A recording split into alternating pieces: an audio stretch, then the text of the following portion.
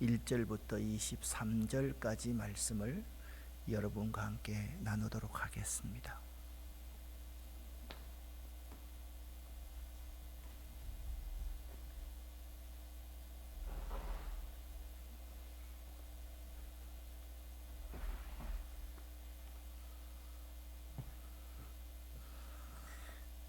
김미령 집사님이 안 보여서 이게 뒤에 당겼어요.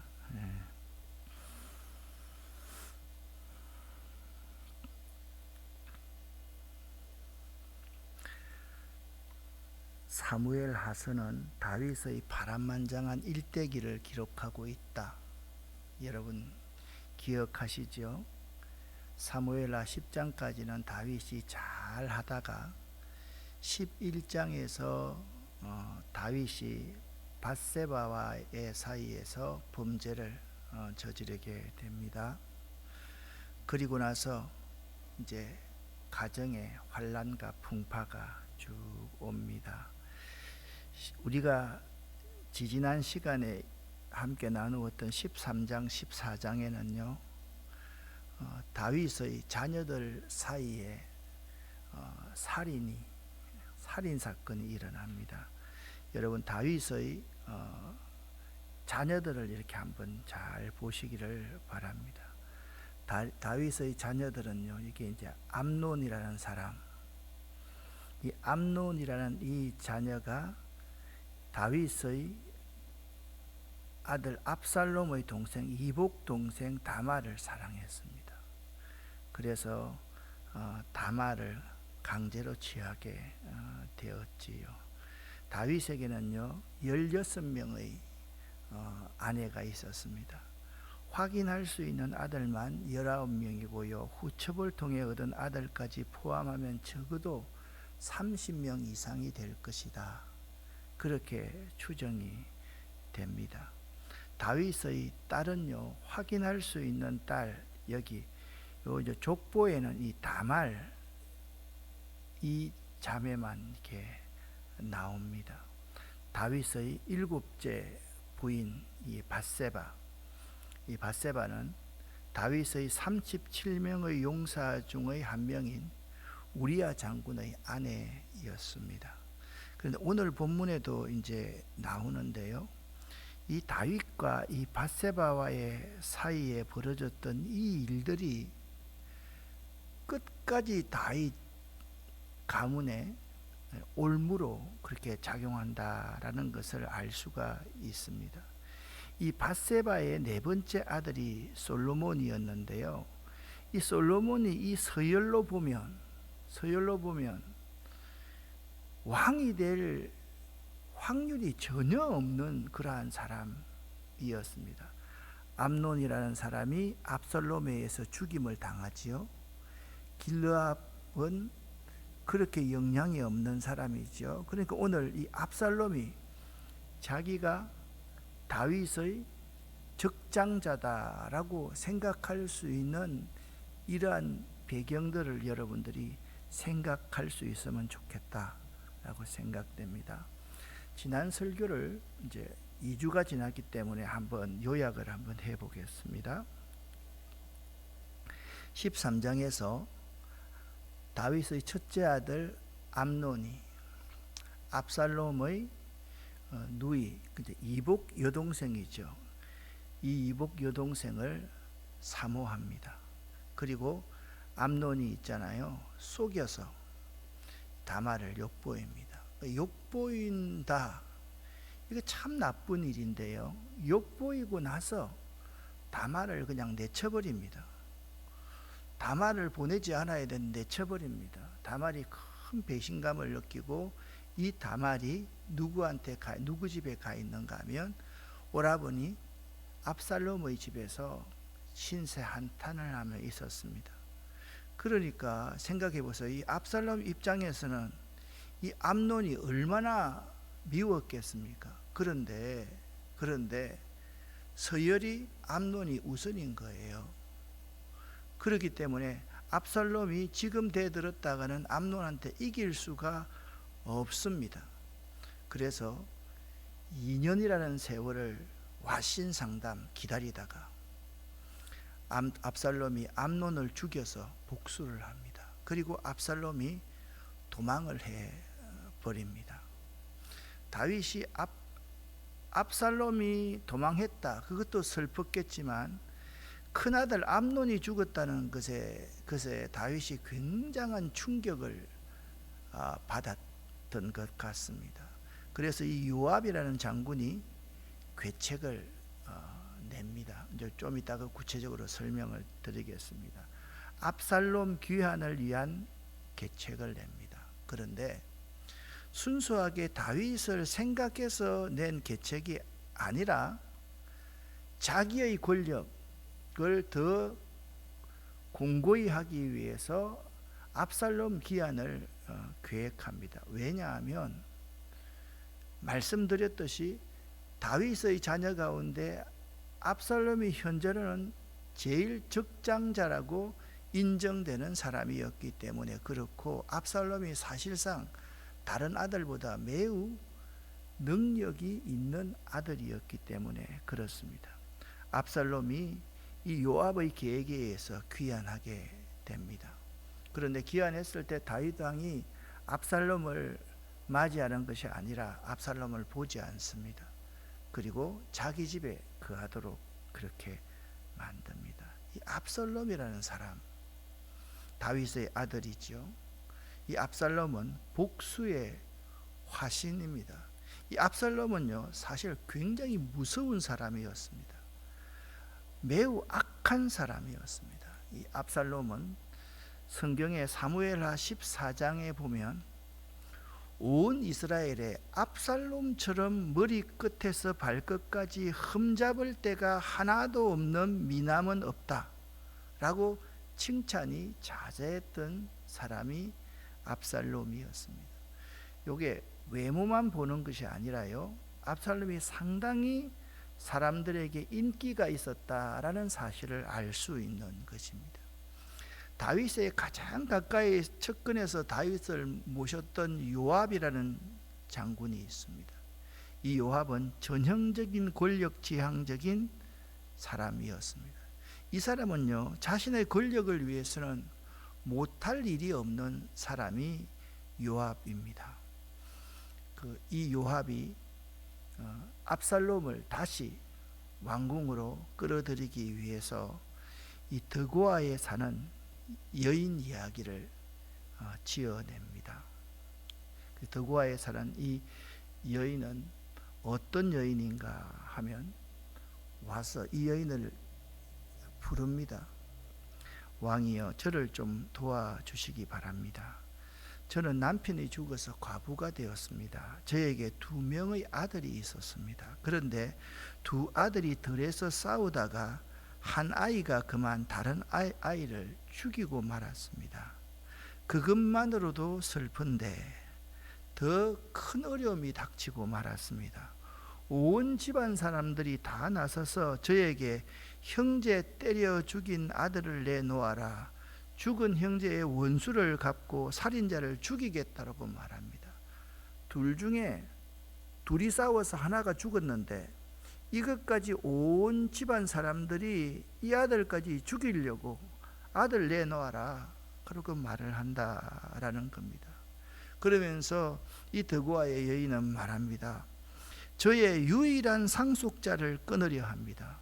옛날에는 있잖아요, 아들이 없는 여인은 존재할 수가 없는 시대였습니다.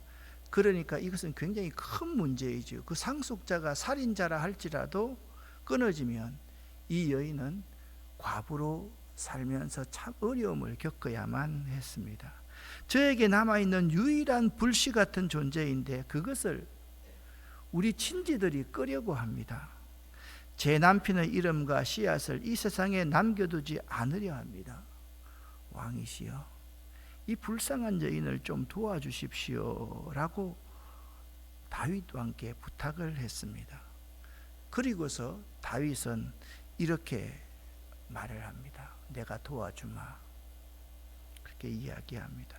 그런데 이 여인은 마지막으로 한 번 더 다윗에게 부탁을 합니다.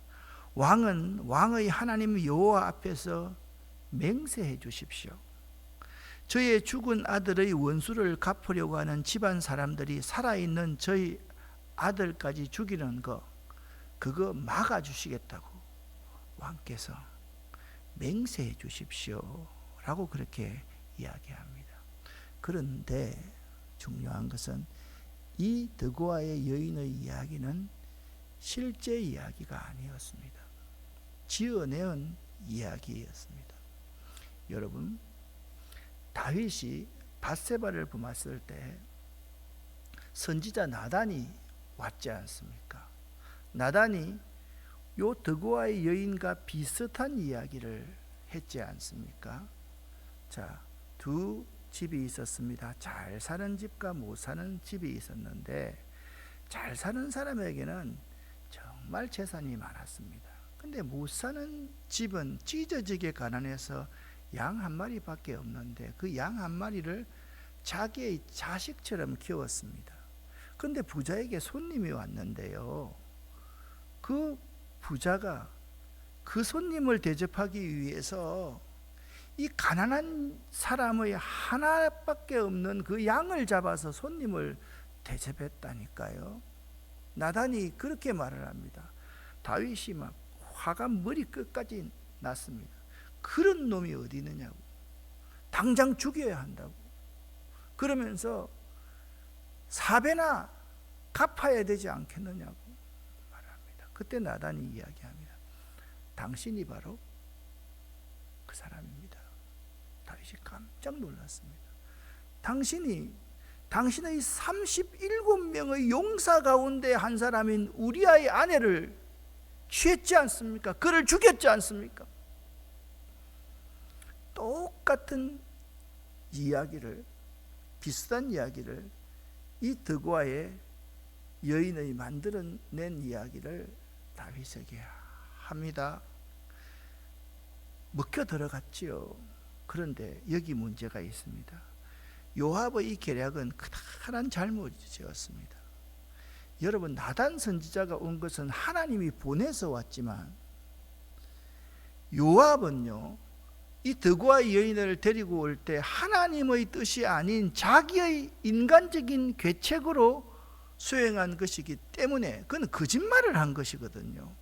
이는 하나님의 공의를 성취하는 것이 아닌 자신의 일신상의 안전과 지위를 보장받기 위한 위선적인 아첨에 지나지 않았던 겁니다. 다윗에게는 항상 어두운 그림자인 요압이 있었습니다. 여러분, 요압이 얼마만큼 자신의 일신상의 이유로 다윗을 불러들였는지를 14장 21절 22절 말씀을 보면 잘 알 수가 있습니다. 왕이 드고아의 여인의 그 스토리를 구구절절 들으니까 가슴이 아프거든요. 이 여인에게 두 아들이 있었는데 한 아들이 죽어버렸습니다. 그 이야기를 하니까 다윗이 죽었던 암논이 생각나는 거예요.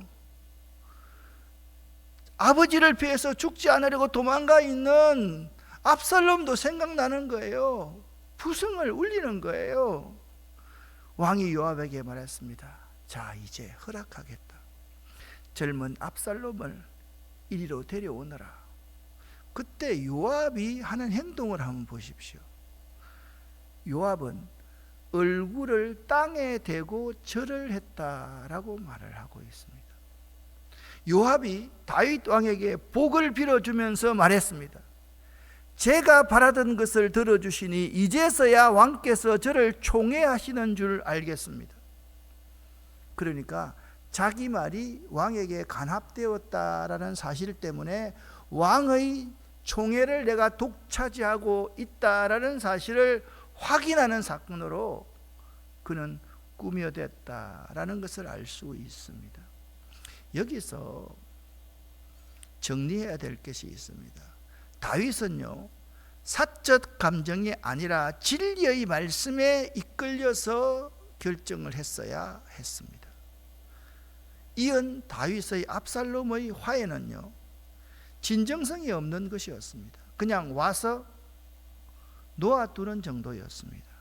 그것이 압살롬을 반영하게 만들었던 조그마한 원인 가운데 하나일 수 있습니다.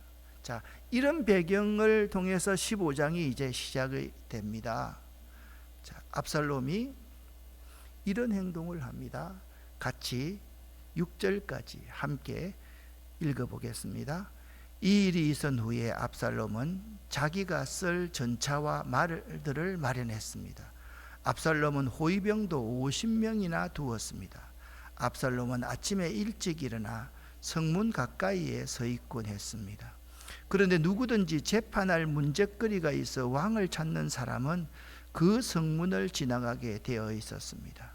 그런 사람이 오면 압살롬은 그 사람을 불러 세워서 어느 성에서 왔소 하고 물었습니다.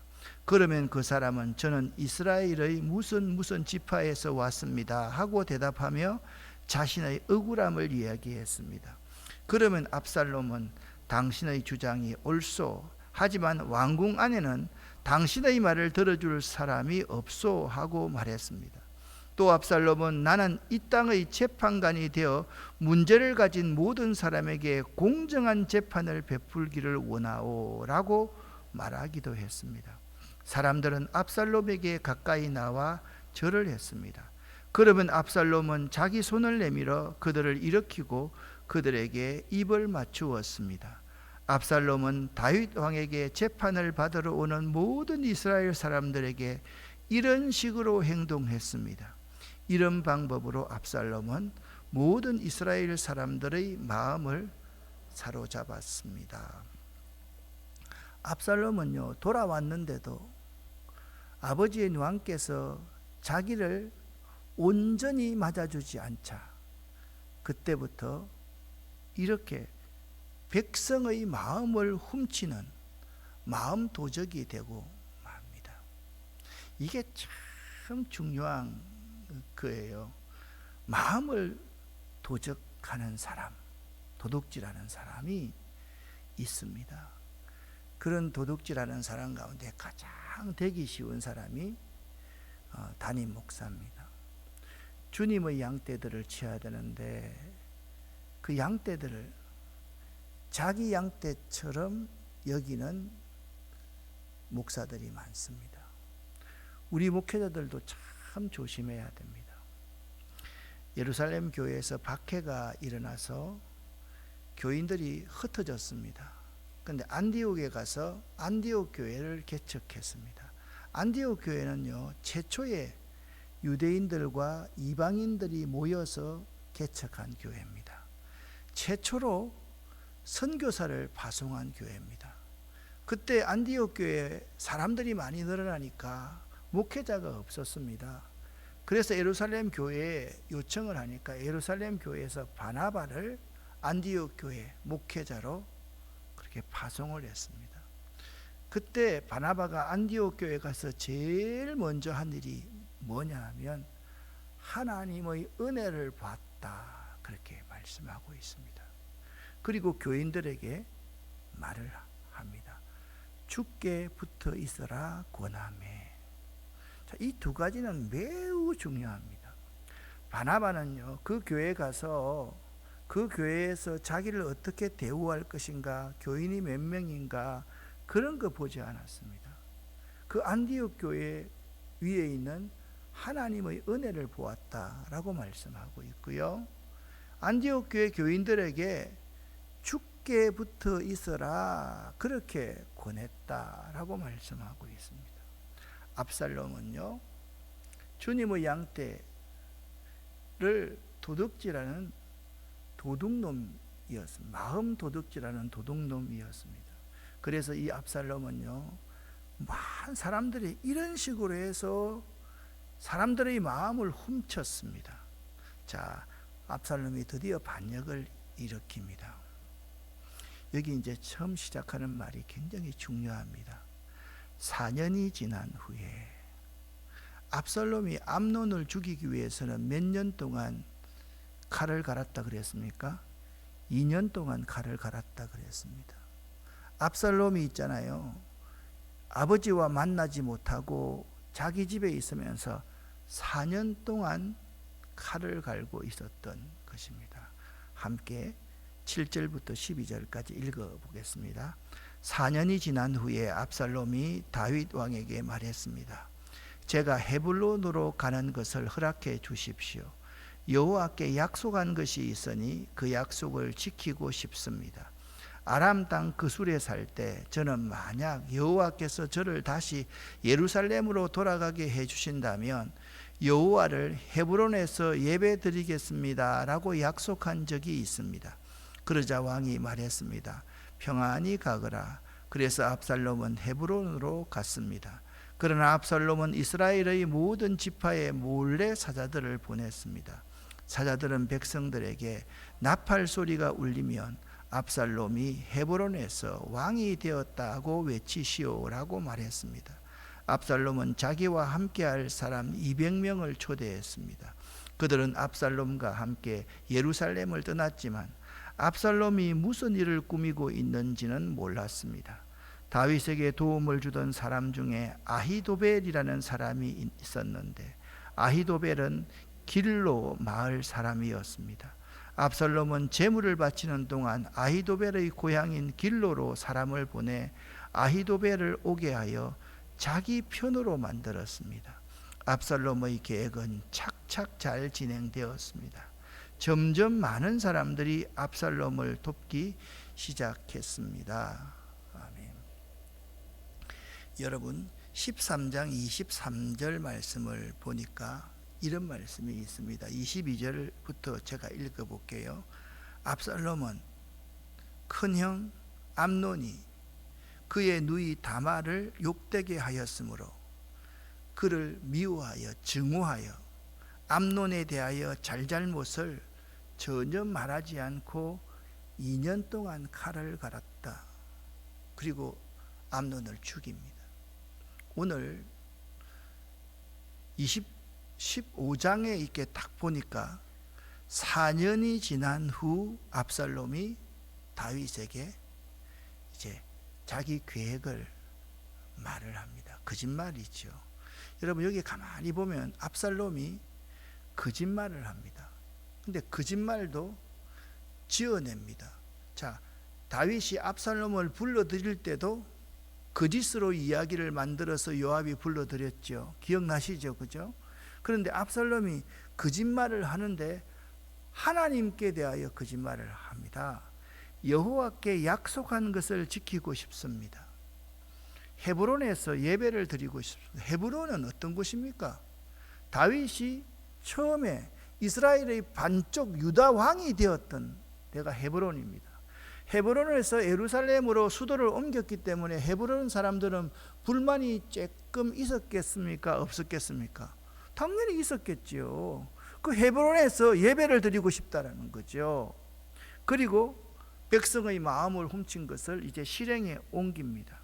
왕 몰래 음모를 꾸밉니다. 그리고 자기 편을 끌어 모읍니다. 자기 편으로 만들었습니다.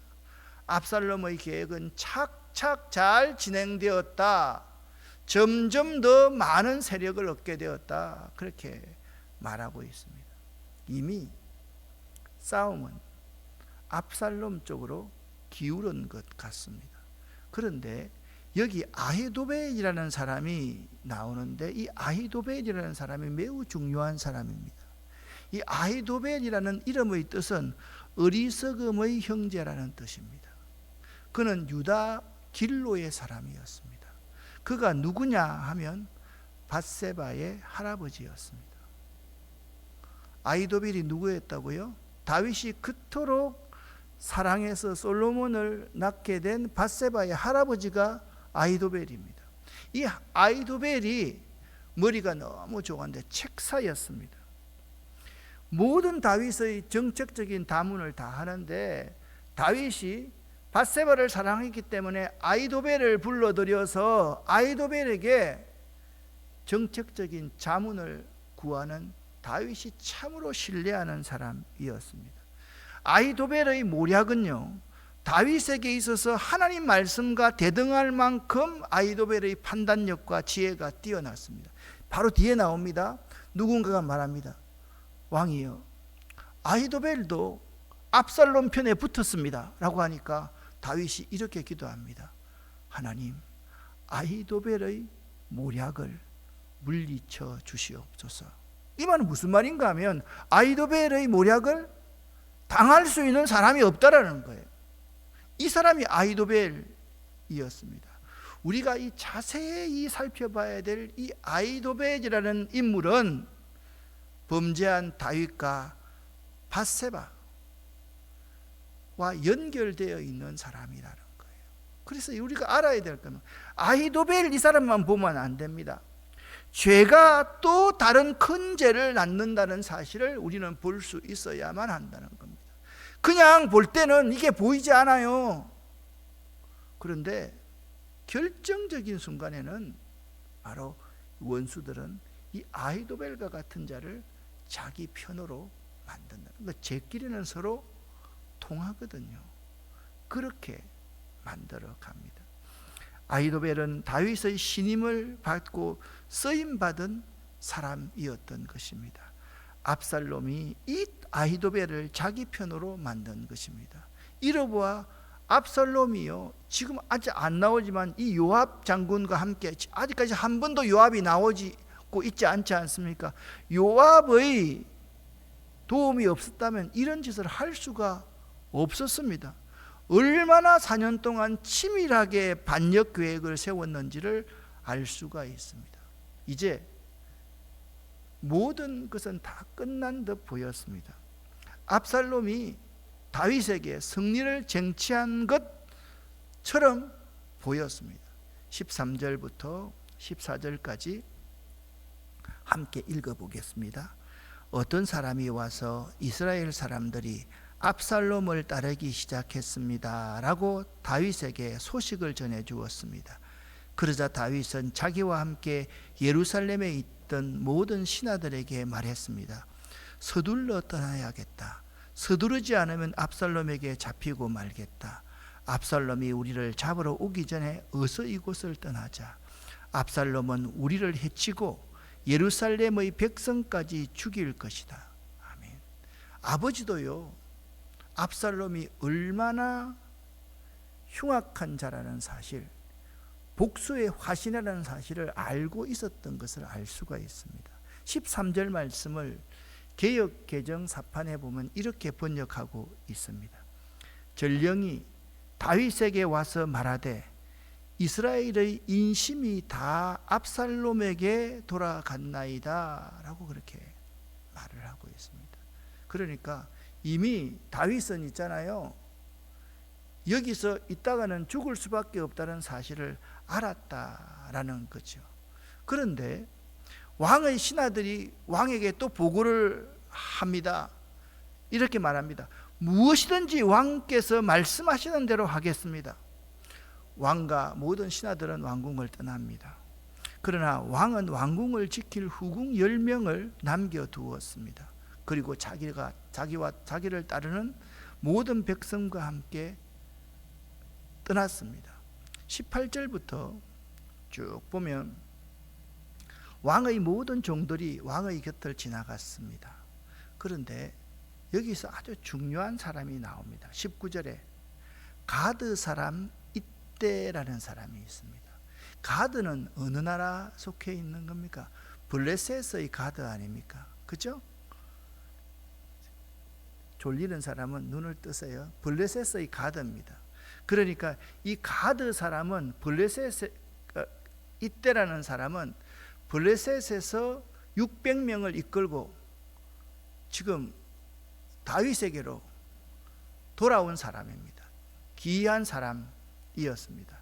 그때 이렇게 다윗 왕이 이때에게 말합니다. 그대는 왜 남의 나라에서 그대와 그대의 모든 따르는 600명과 함께 죽으려고 하느냐? 돌아가라. 이것은 내 죄니까 내가 다 감당하겠다. 그렇게 이야기합니다. 여러분, 이런 위기 상황에서 이런 말 하기가 쉽겠습니까?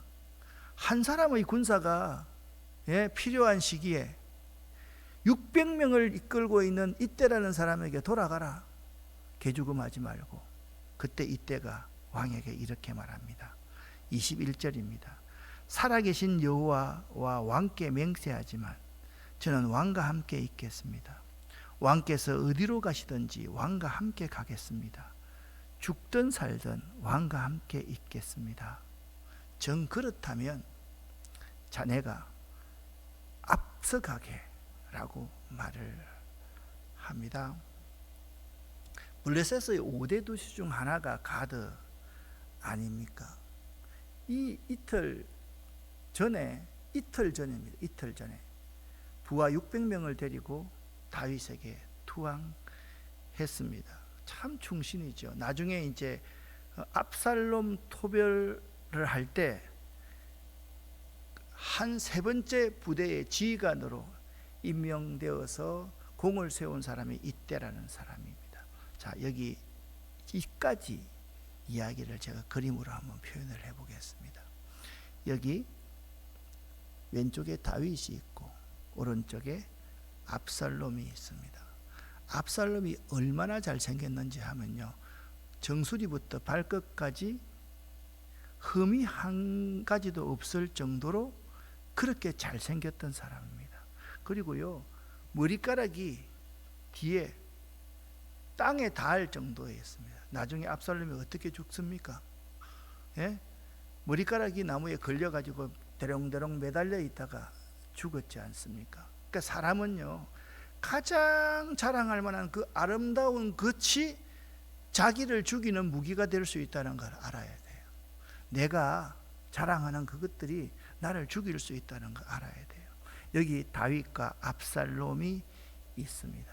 그런데 압살롬에게는 누가 있다라고 했습니까? 아히도벨이 있습니다.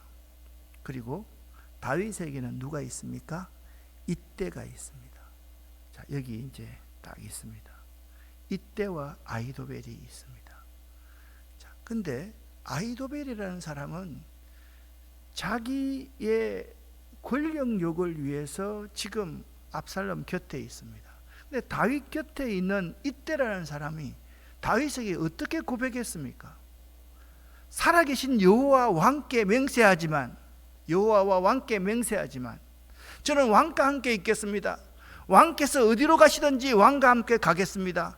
죽든지 살든지 왕과 함께 있겠습니다.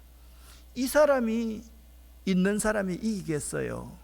아니면 자기의 유익을 위해서 붙어 있는 사람이 있는 그가 이기겠어요? 우리는 이걸 잘 알아야 됩니다. 지금은 압살롬과 그를 따르는 자가 이기는 것 같지만 결국에는 누가 이길까요? 다윗 편이 이때 같은 충성된 사람이 있는 사람이 이긴다는 사실입니다. 그것이 참으로 중요합니다. 사람은요, 그의 성공과 실패 사이에서 참 중요한 게 가장 충성할 수 있는 이 중요한 사람이 곁에 있느냐 그렇지 않느냐에 따라서 그의 인생이 결정날 수 있다라는 사실입니다. 바로 여기에 보이지 않는 하나님의 힘이 역사함을 볼 수 있습니다. 하나님께서 다윗에게는요, 이때 같은 충신을 붙여주셨지만 압살롬에게는 요압과 아히도벨 같은 자기 유익과 권력을 쫓아 자기 정치를 하려는 자밖에 없었던 것입니다. 지금 다윗의 중대 위기입니다. 왜 하나님이 이때 같은 사람을 붙여주셨을까요? 병사 한 명이 중요한 시기였습니다. 그런데 600명을 끌고 있는 사람입니다. 그런데 여기서 이 점을 볼 수 있어야 됩니다. 다윗은 이 위기 중에서도 자신의 불행보다는 자기 때문에 희생하는 다른 사람의 불행에 더 많은 관심을 갖고 있다라는 겁니다. 다윗은 블레셋 가드 사람 이때에게 은혜와 진리가 함께하길 기원하고 자신을 떠나라고 이렇게 충고합니다. 같이 19절 20절을 읽어 보겠습니다. 그때 다윗 왕이 가드 사람 이때에게 이르되 어찌하여 너도 우리와 함께 가느냐? 너는 쫓겨난 나그네이니 돌아가서 왕과 함께 네 곳에 있어라. 너는 어제 왔고 나는 정처 없이 가니 오늘 어찌 너를 우리와 함께 떠돌아다니게 하리요? 너도 돌아가고 내 동포들도 데려가라. 은혜와 진리가 너와 함께 있기를 원하노라. 아멘. 다윗 참 멋지지요. 멋지지 않아요? 나는 이런 지도자가 있다라고 하면 어느 부하가 죽도록 충성하지 않겠습니까? 사실 다윗은 지금 위기로 모든 것을 잃은 것 같지만 오늘 본문을 자세히 뒤다보면 다시 승리하여서 회복할 일만 남았다는 사실을 믿으시기를 예수 이름으로 간절히 축원합니다. 간절히 축원하면 우리는 이걸 볼 수 있어야만 됩니다. 위기의 때에 부하들을 팔아서 자기가 살려고 하는 사람이 아니라 위기의 때라고 할지라도 부하들의 안위를 생각할 줄 아는 지도자, 그 지도자가 진짜 우리가 바라는 지도자임을 알 수 있기 때문에 그렇습니다. 다윗은요, 환난 중에도 다른 사람을 이용하여 위기를 면하려 하지 않고 오직 모든 과정과 결과를 하나님께 맡기려 한 믿음의 사람임을 우리는 여기서 배울 수가 있는 것입니다.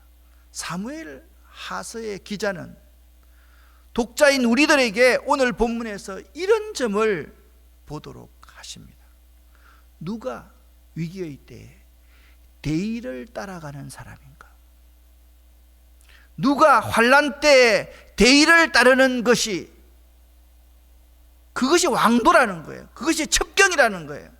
어려울수록 대의를 따라가야지 어려울수록 비급하게 자기의 안위를 생각하면 그것은 실패할 수밖에 없다라는 것을 알아야만 합니다. 사랑하는 아름다운 교회 성도 여러분, 우리들도 우리에게 환난이 닥쳐올 때에 불평과 원망으로 자포자기할 것이 아니라 오히려 내 죄 때문에, 나의 문제 때문에 나에게 환난을 주시는 분이 하나님이심을 깨닫고 그 어려울 때에 첫째, 자기 자신을 돌아볼 수 있기를 예수 이름으로 간절히 축원합니다.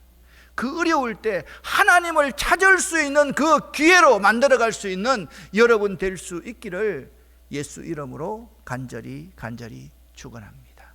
기도하겠습니다.